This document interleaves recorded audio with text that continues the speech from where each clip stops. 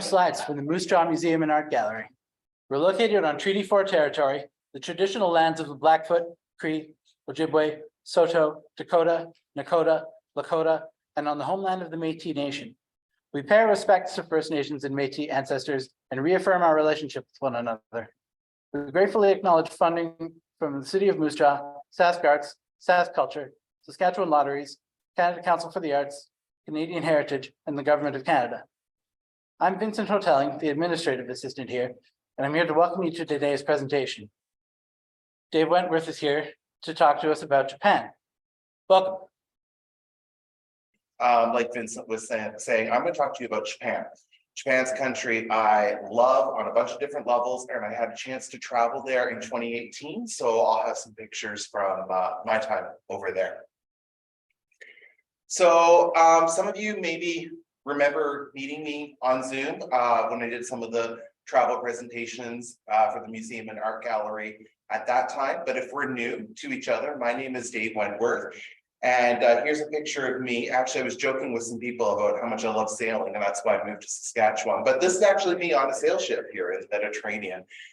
Really cool small ship, 200, actually that was like 170 passengers. And so we got to like learn sailing and go up the ropes and out onto the mizzen mast and the bow spritz. And those are nautical terms, of course. And I own and operate my own travel agency, and my travel agency is web-based. And that just means that I tune in with my people through my website, destination, whatever, and I'm on social media. And so I like to do posts with things to inspire people to travel, or great travel deals or opportunities, or simply to, again, discuss travel and discuss destinations. And so you can find me through my website. I traveled to 38 countries. We had a guess while we were waiting that it was 70 countries. I wish. I will work towards making that goal happen. And I love learning languages. That's another one of my things. So I speak a few languages. I took Japanese actually for 2 years in university, really enjoyed that. And as I was saying at the beginning, I went to Japan in 2018. It was in September, and what I did was a 2-week cycling trip. So I'll be talking about that itinerary as we move along today. I always kind of like to set the tone in a room and kind of get us, feeling Japanese, and the museum and art gallery wouldn't let me have a bunch of sushi brought in here, so you'll have to take that up with them afterwards. But what we know about Japan is that it is an island that is located in northeastern Asia. So Japan is an island, and it has a bunch of little islands around it. And I was just reading on CNN the other day that they've discovered 7,000 new islands in Japan, which seems to be quite a lot, but I guess through combing and satellites, they've been able to find these little bits of land here and there. But Japan is an island, and part of its unique culture is because it's an island, it didn't have a lot of outside influence. They just kind of developed their own thing. And the traditions in Japan are very unique to Japan. And if you've ever traveled to Japan, or if you've thought about traveling to Japan, you probably have heard about like different social etiquettes and different travel norms. I probably broke every single travel etiquette over there, so don't worry, I've already gone and offended the Japanese people on your behalf. But it's because their culture really kind of bloomed on its own without a lot of influence. And so what you see in Japan, I think, is something that you can get only there. And a little tip that I always like to tell people is that Japan is incredibly safe. It's probably one of the safest countries I've ever traveled in. You could walk in Japan, young, old, man, woman, rich, poor, it doesn't matter. You could literally have $100,000 cash in your bag and nobody's going to bother you. If you left that at a cafe, someone's going to come chasing out of the cafe to give you your bag. So it's very, very, very safe country. And hygienically, it's a developed country, so you can drink the water and you can breathe the air, and it's just a really great spot to get around. And another thing is that Japan's really familiar. I know sometimes when we think East and West, when we think about traveling to Europe, the idea of going to Japan might seem like the exact opposite of that. However, we can think of a lot of Japanese food, and so sushi and ramen, or sake, or that was supposed to be emojis for Japanese beer, or eating with chopsticks. We've kind of seen all of those things. And in music and film and aesthetics and technology and arts and culture, Japanese movies, sumo wrestlers, there's a lot that when we really start to think about it, we know about with Japan. The little bonsai trees that you can groom, or folding paper cranes, doing origami. I can remember doing that in elementary school. And so Japan is different, and yet it's something we know something about. And one other little thing is that Japanese is only spoken in Japan. I guess that's a good reason why they call it Japanese. And there's 3 alphabets in Japanese. So, you know, communication is something that a lot of people ask me about when it comes to Japan. What was my experience like over there? Did I feel lost in translation, or do you need to know Japanese to really enjoy Japan? And I would say no.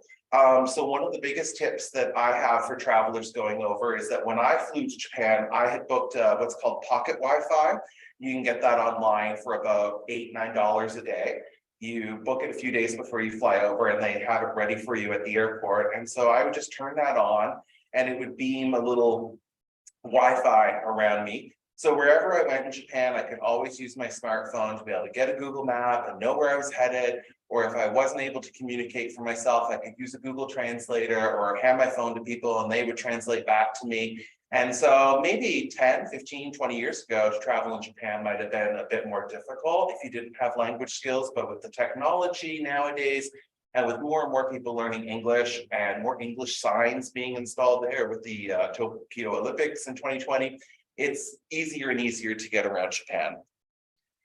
Another thing that's really exciting, and I love telling people, particularly here in Western Canada, is that Calgary to Tokyo is going to be linked by WestJet starting next month. They're going to be doing a 5-month seasonal run. They're going to be flying over there 3 times a week. And so I've got the flight times over there for you. It takes 9 hours, 9.5 hours, I should say, to go from one end to the other, from Calgary over to Japan. And going over, it's a nighttime flight. So if you've ever flown to Europe, it's going to be kind of similar. It's just a big long night flight. And then coming back, it's actually a night flight as well. And you leave Japan at 6:30 and get into Calgary at 12:30 the same day.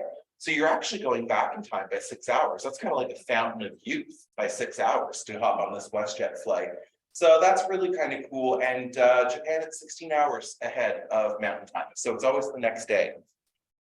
So yeah, so my trip to Japan, here I am in the Osaka, no, sorry, this was in the Kyoto area at the Golden Palace. This is a palace that's built on a lake, and it's a royal palace, and it's built with a complete gold facade.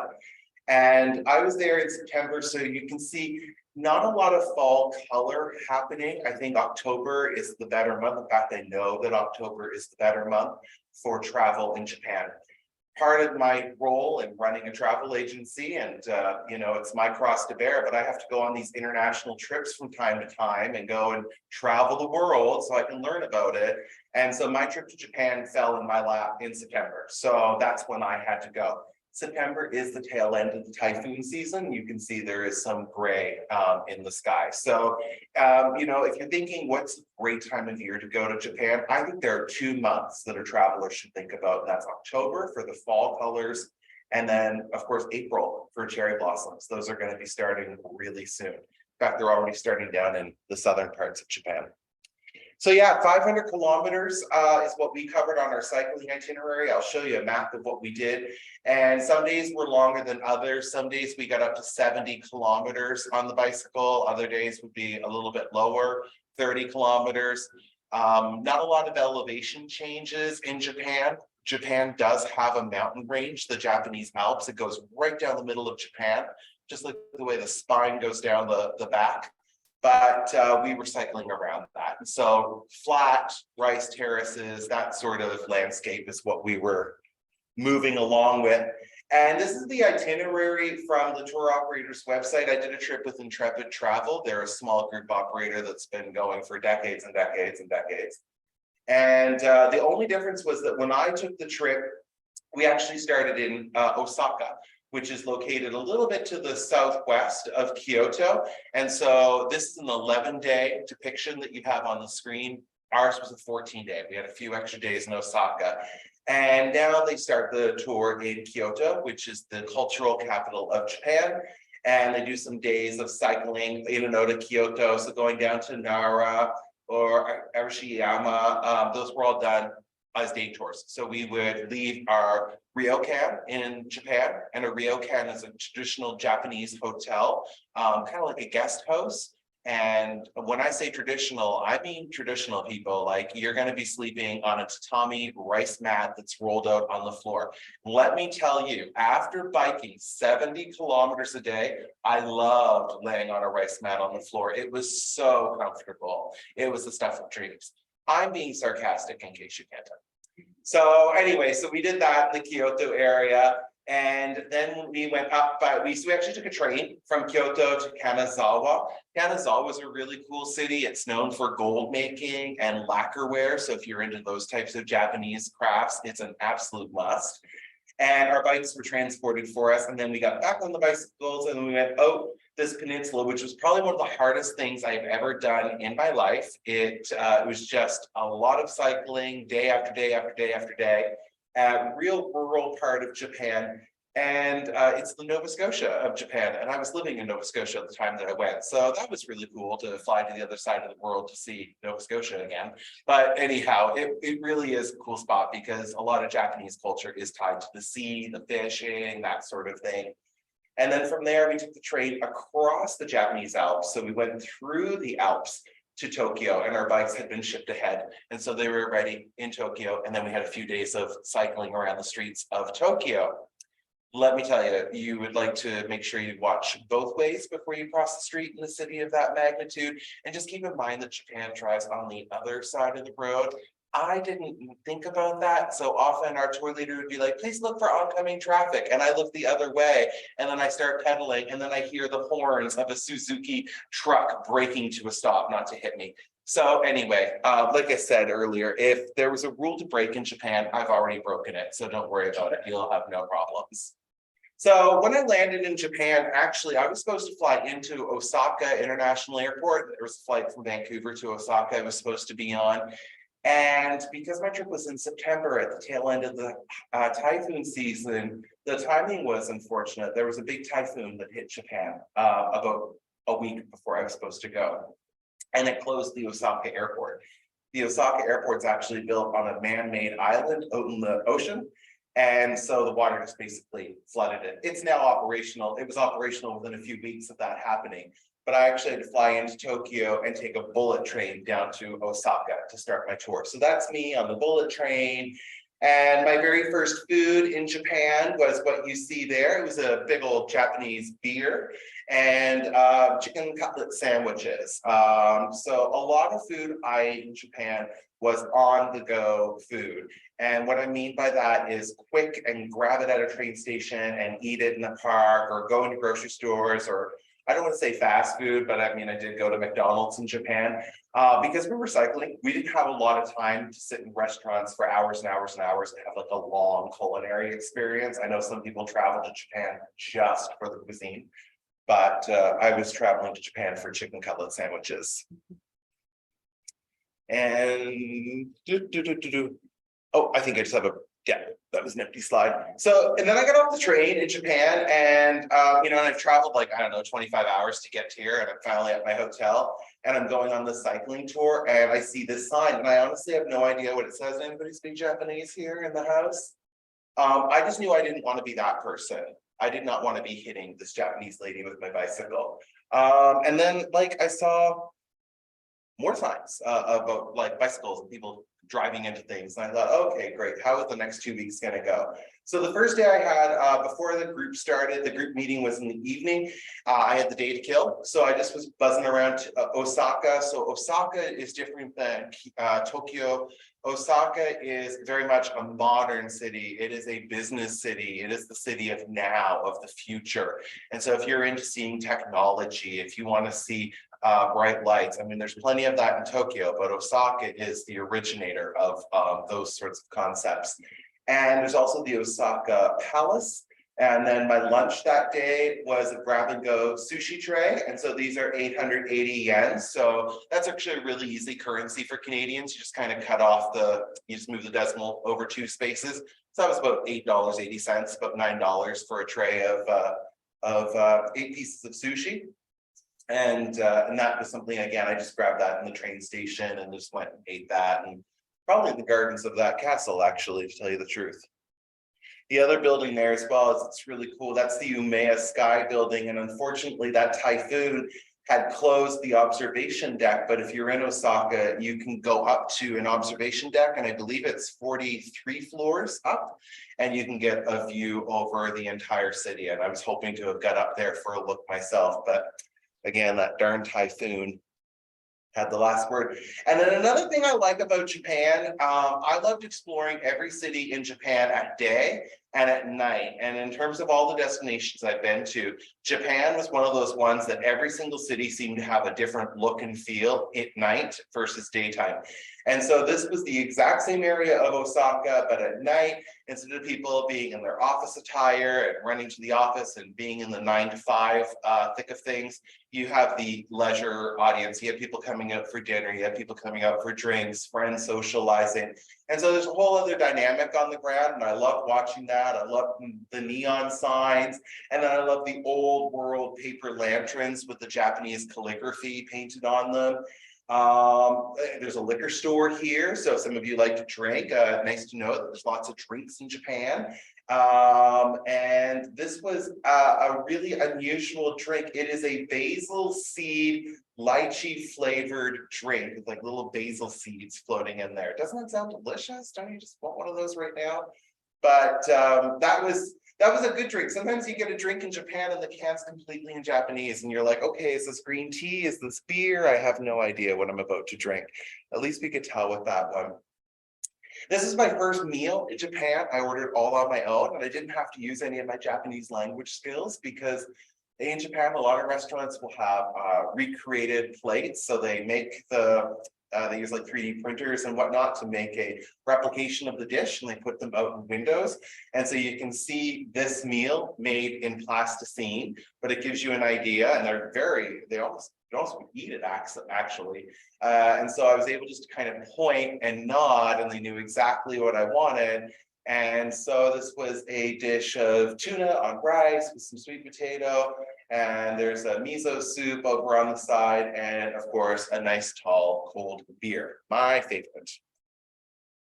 That meal was about $20. So again, a lot of people had told me going over there, they said, man, you're going to find Japan so expensive. It's even more expensive than places like London, United Kingdom. And I thought, oh my gosh, like, how will I afford to be in Japan? It's true, Japan is very expensive, but what I don't think a lot of people hear about is that there's a very affordable way to travel in Japan as well. A lot of what you want to do is just seeing Japan and milling about and grabbing meals and things like that. You'll find the prices are very similar to what we would pay in Canada. This is a very famous area of Osaka called the Dontonoburi. Not so much to see here in the daytime. This is all about nighttime. This is the most neon area of Osaka. And so you can see all the neon signs, but they also have reflection in the river. And so if you're into photography, or if you just simply like to see the lights dancing on the water, it gives you a great opportunity to do that. And tons and tons and tons of people. This is really one of those areas of Osaka that people like to go and be seen. And it is busy and buzzing from sunset right up until sunrise. So the whole night long, this area is going. I went back to my hotel because I had a 60-kilometer bike ride the next day to Kyoto. And so we got out of Osaka. This is maybe about 15, 20 kilometers outside of town. And if you're wondering about like, how would you cycle in Japan? Like, did you guys go on roads? Did you go on trails? It was really a mix of all sorts of things. We even at one point biked on a beach. I had never cycled on sand before, but there's a beach that has high water that comes in and makes the sand packed in, and you can actually drive cars and bicycles. So we were on all surfaces. For the most part, I think they tried to keep us off the roads, and we were never on the highways. And another thing about a cycling tour, if that's something you've ever thought about, there's always a support vehicle in the background. And so that's, it doesn't show up in my pictures because nobody photographs the support vehicle. But we actually had two guides. We had one guide who was biking with us and there to make sure that that all worked out. And then the second guy who was also a driver. And so in the van, the support vehicle, our bags would be there being moved from hotel to hotel. Or when our bikes had to be shipped when we were taking the train, we would take the train with the guide. That driver would move our bikes to the next stop. So there's always that support that if you have an issue with your bike, they're able to fix it on the spot. If you don't want to bike that day for whatever reason, you do not have to bike. You can simply have your bike loaded into the vehicle and be driven. So you're never forced to have to bike, or else you're not going to get to your hotel. It's going to be taken care of. You will get through to your destination. Yeah, and our destination was Kyoto. And so as we arrived at Kyoto, we went straight to if I can remember this correctly, Fushi Inari Shrine, which is a shrine that's known for these red torii gates. And these archways are used in Japanese religious architecture. So you find them in shrines all across the country. But this one in Kyoto is really cool because there are thousands of these. And you can, if you've ever seen pictures of Japan with people walking through underneath like a countless row of these red temples or archways, this is that. And so yeah, and they also, those drums up in the upper picture, those are for rice making, rice wine making. So the sake, if you've ever drank sake, the Japanese rice wine, that's what that looks like when it's fermenting. I couldn't have any because I was on a bicycle and that would have been drinking and driving. So here we're in Osaka, and this is another example of like how we would get around on our bicycles. So instead of the roads, like we would cut through parks, and they'd have like these pathways. And somehow I just stopped and decided to run across the river here. But I really like this way of traveling on the bicycle as compared to like just taking the bullet train everywhere, because we really got to go and see like where Japanese people hang out. Like Japanese families would be there playing with their kids, and young couples and older couples, and just everybody. People would come to the park and we would be there and we could experience a real authentic Japan. The next day, you can see really in this picture how shiny my skin is. That's sweat from riding my bicycle around. But we went to the bamboo forest that's located outside of Kyoto. So this was another day tour that we did outside of Kyoto. And that was really cool, biking through the bamboo forest. The trees, the bamboo is so tall. It's like, I've never been to the Amazon, but it gives the effect of these trees growing so high that they touch the sky. And you just feel so small when you're on a bicycle and you're going around there. And there's some temples as well to visit. And in this picture, you can see there's a symbol that a lot of people might associate with World War II. But in Japan, that symbol is not used in the same way. It's not used in the nefarious way. It doesn't carry that connotation. Through a lot of Asia, from India all the way up to Japan, you will find that symbol. It's a water wheel. And that's why you find it in a lot of temples. They use it as a water wheel depiction. And so you will see that symbol all over Japan. Nothing to be alarmed about. Here I am, my physical self, just outside of Kyoto. And again, just can kind of give you an idea of what the landscape was that we would ride through. And so September is harvest season, just like everywhere else. And so a lot of the fields were changing colors, which was kind of nice to see. It wasn't just completely green. But again, you can still see the sky in behind me. It's not the clear skies that you would get with fall weather in October, but rather the remnants of typhoon season. And yeah, you can see a little bit close towards the mountains and behind me, the city of Kyoto. And so Japanese cities end quite abruptly. There's not a lot of suburbia. It goes from city to countryside pretty quickly. They have such a population in Japan, and a lot of that population is in between Tokyo and Osaka. So huge population density in the city, and then you go to the countryside and it's just total the countryside. It's just one way or the other. We did a day tour to Nara. I'd never heard of Nara before.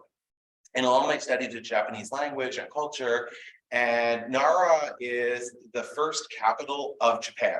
Japan's had several capitals over the years. It's currently Tokyo. But over the years, it's been Nara, it's been Kyoto, it's been other places. Nara has the world's largest wooden building. And for whatever reason, I didn't click into the fact that it's the world's largest wooden building, so I didn't take a picture of it, but it's this huge shrine dedicated to Shinto Buddhism. And I think the reason why as well is I was like a child in that thing. I was like busy banging all the gongs, and they were probably like, oh my God, who is this 8-year-old man in our temple? But anyway, I did get a picture of me and a deer. I got a selfie because they have 1,300 wild deer that roam the city. And they are wild deer, but they're very friendly around people, and you can buy bags of feed and you can feed the deer. But yeah, they're just there. They're just doing their thing. And again, there's 1,300 of them. So there's a lot of deer. And one funny story is, I can't remember what I was doing, but I wasn't paying attention to my surrounding. I was either glued into my phone or I was busy trying to like figure out a map. And I had a bag of feed still, and a deer came behind me and rammed me right in the back. And I fell over, and it was all dramatic. And all the feed went all over the place, and Japanese people were giggling at me and taking pictures. So again, don't worry about breaking any rules in Japan because I've broke them all for you.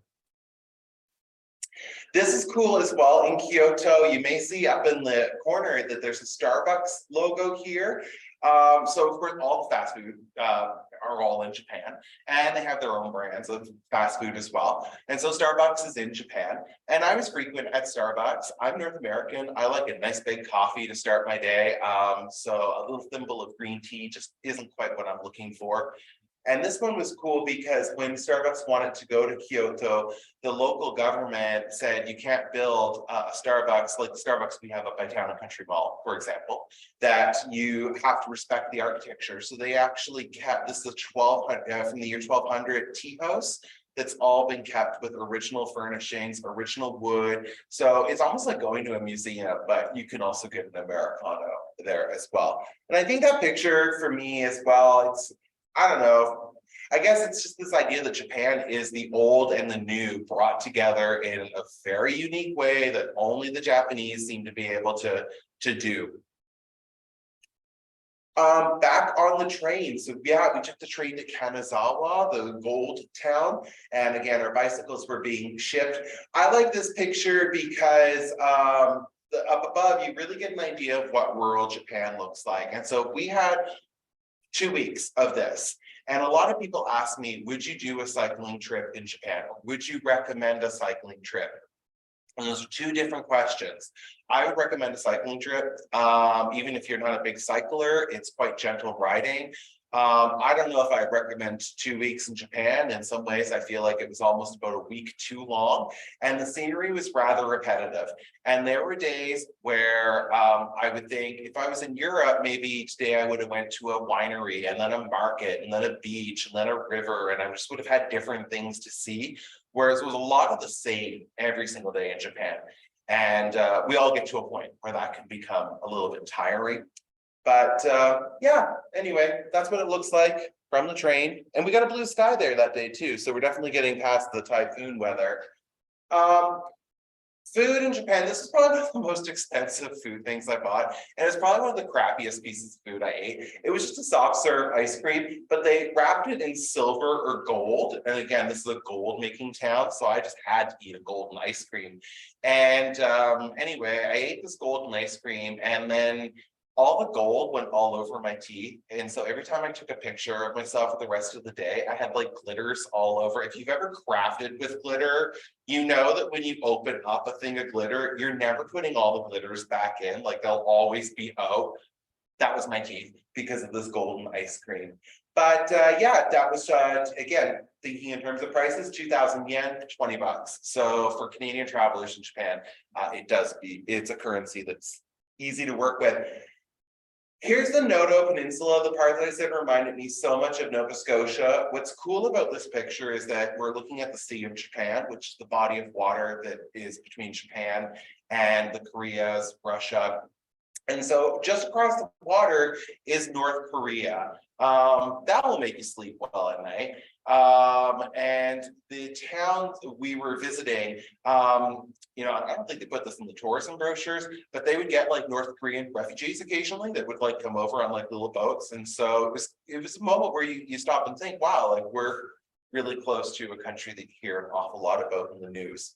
And then my pictures really dropped off. I went through my album last night just to try to see if there was anything more I could stuff in here, but I didn't, because I think at this point I was just focused on my cycling, and I was just focused on doing my kilometers and just biking along. And I think as well, because it reminded me so much of home, I didn't find it that photographic.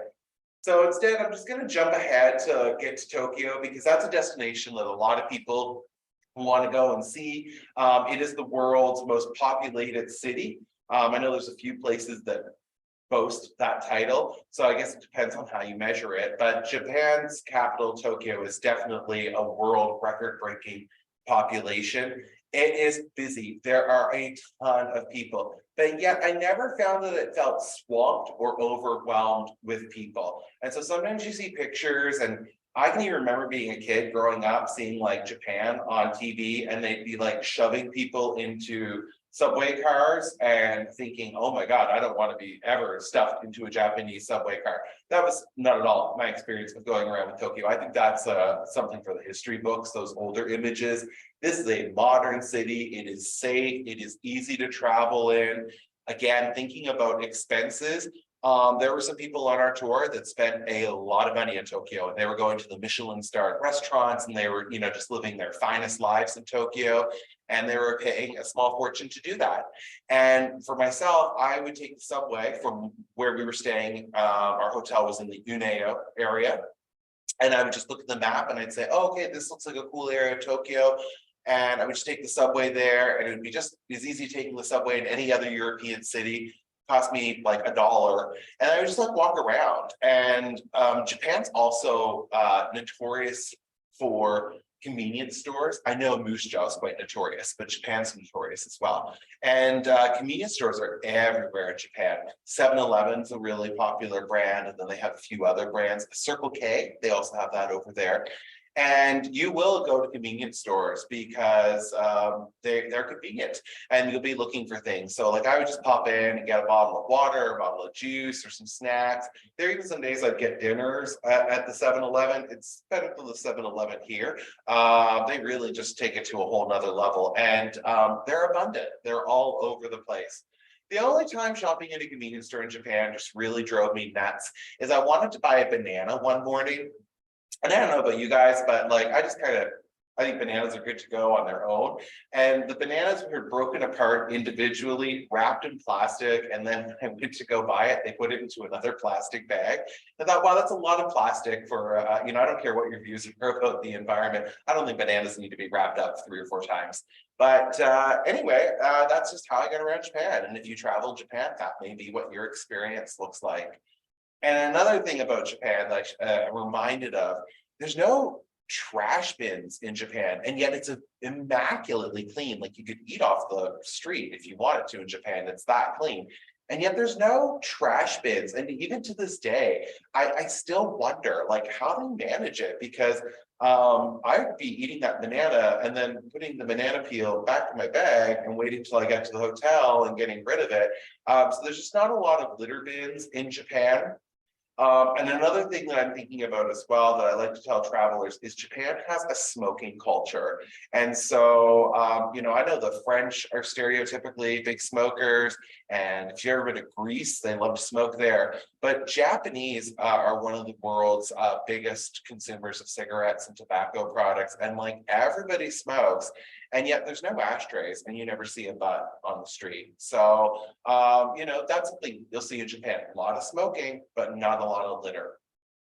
I did wonder sometimes how the Japanese purportedly live the longest lives in the world. They say the Japanese live the longest, and that there's so many Japanese that make it to 100 and keep on trucking.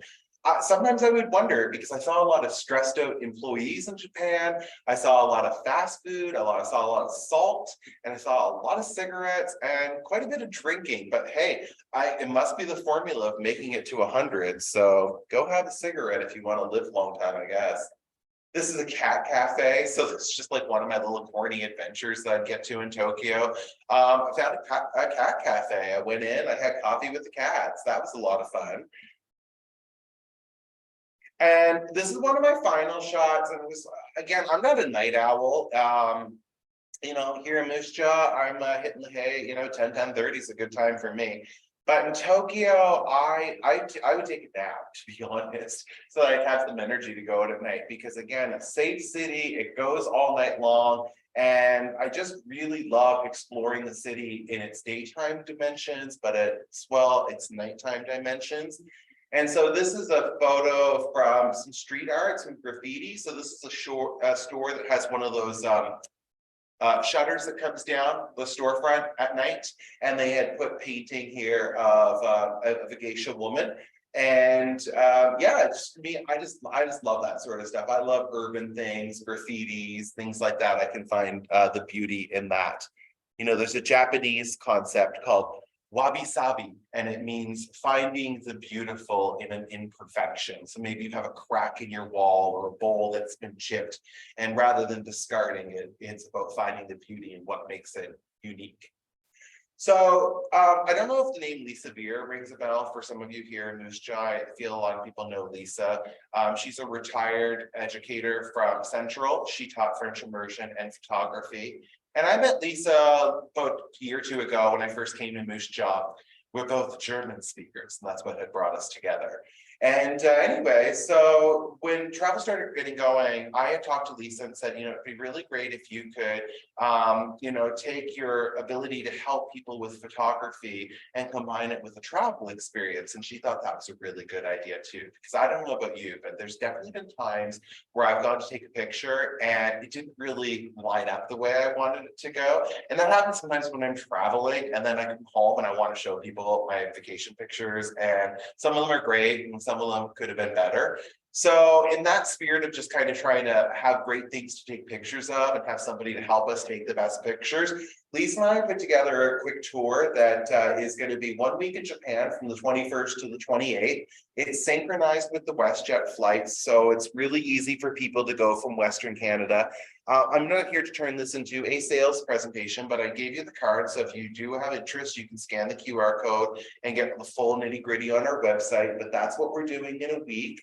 So we will start in Tokyo, we will go to Kyoto, and we will pass through some rural areas of Japan. Kiwani is really unique, I think, especially for people here with farming connections. They might enjoy this a lot because we're spending a night on an authentic Japanese green tea farm. And we'll be spending the night with the farmers, learning about farming in Japan, taking pictures of them farming, spending the night having dinner with them, learning cooking, all sorts of really authentic things. There won't be a lick of English, but we will have a Japanese guide there to help us out with that. And we got a day in the Shimizu area for viewing Mount Fuji. We're actually going to go to an observation platform so we can get some, hopefully the weather will cooperate. That's always those things when you're planning things outside.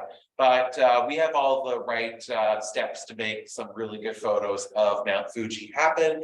And then we go down to Kyoto and we got day tours to go see those torii gates, to go see the deer in Nara. All of that's going to happen there. So anyway, that's the itinerary that you can get on the website. I know you might not be able to read that from where you're sitting, but then again, that's why I gave you the QR code. And if you're coming at us from Zoom, it's the website is on the screen. It's destinationwhatever.com/Japan. This was the very last thing I saw in Japan, and it was from the plane, obviously, as I was leaving. And I just got really lucky. I didn't see Mount Fuji on the cycling itinerary. We didn't go there. And then I had a bit of regret at the airport. I was like, oh, I wish I would have saw Mount Fuji. And as we took off, it was like the captain heard that. He drove that plane right over Mount Fuji. So I get a little bit of a picture of Mount Fuji slipping up through the clouds. So I couldn't have thought of a more perfect way for me to wind down my 2 weeks in Japan. And I thought that would be a nice way for us to wrap up now. But in the spirit of just making sure, I've covered any questions, I'll just turn it over to folks now. If you have any questions or thoughts or questions about Japan, I would love to answer those. So that cycling tour was 12 people plus our 2 Japanese guides. So we were 14 people. Yeah, the only critique I had about that one, and it was just a luck of the draw, was that 11 out of the 12 people were from Australia and New Zealand, and I was a Canadian. And normally it's a little bit more mixed. I have done 10 trips with Intrepid, and it's never been a skew like that. My only critique is that we go out for dinner and they would talk about like things happening in Australia, Australian politics, Australian TV shows, and I could participate in that conversation. But the size was really good because we were able to go to like some small towns and have like dining experiences where we could sit around one table. We weren't like in several different rooms, or I don't like the big tours where you're waiting on people every single morning to get down to the bus. We didn't have any of those issues. So to answer your question in the best way possible, this was a small group of 12. I thought that was perfect. I really think that's a good number always for traveling. That's a great question. Thank you. You must bicycle the ball and not bicycle. Well, here's the thing. Glad you asked that one as well. So I got all hot to trot for this because at the time I was living in Halifax and I was teaching spinning, indoor cycling classes. And I was doing that 4 times a week. So I was on that bike 4 hours a week, cycling my heart out. And I thought cycling in Japan, no problem. It's not indoors, darling. It's outside. There's wind in your face. There's rain in your face. There's traffic to contend with. So physically, I was able to keep up with it because I was going to the gym, but it was not the cycling I was used to. For sure. I would say for fitness, that, a lot of us can probably bike 30 or 40 kilometers a day. The question is that what you want to be doing every single day on your holiday? Not me. That's why I'm not going back. There's no bicycles on that tour with Lisa.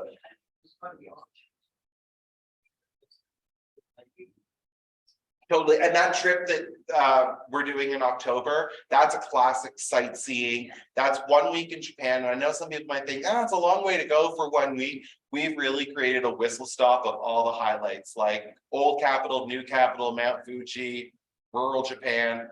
It's jam-packed. And that, I think, is a good way to see it. We'll be using the bullet train primarily on our trip, for example. And guess what? You don't pedal the bullet train. So I'll tell you what, we can wind up here for today. It's a nice time to say sayonara. That's Japanese for see you later. And basically, I gave you all my cards at the beginning because I do love to keep in touch. And hopefully the museum will have me back again for another presentation. But I do also just like to say, feel free to keep in touch with me. Email is the best way to get a hold of me because I work on the computer, so it all kind of happens for me there. But if you do want more information, or maybe you've got a group of friends and you'd like to have a presentation for yourselves on river cruising or cycling in Europe or African safaris. I've done it all. And part of my background as well is that I've taught travel and tourism at community colleges. So I love educating and talking about travel. That's just one of my favorite things to do. So just keep in touch with me if there's anything that I might be able to help you out with, and hopefully we can find a way to make our paths cross. Thank you so much, everybody, for coming down to hear me today, and thank you for being back.